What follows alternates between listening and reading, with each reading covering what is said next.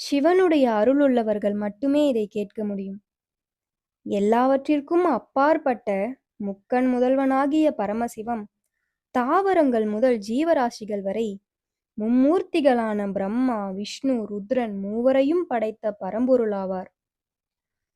பரபிரம்மே படைத்தலில் பிரம்மாவாகவும், காத்தலில் திருமாலாகவும், அழித்தலில் ருத்ரனாகவும், மறைத்தலில் மகேஸ்வரனாகவும், அருளலில் சதாசிவமாகவும் அருள்பாலிக்கிறார்.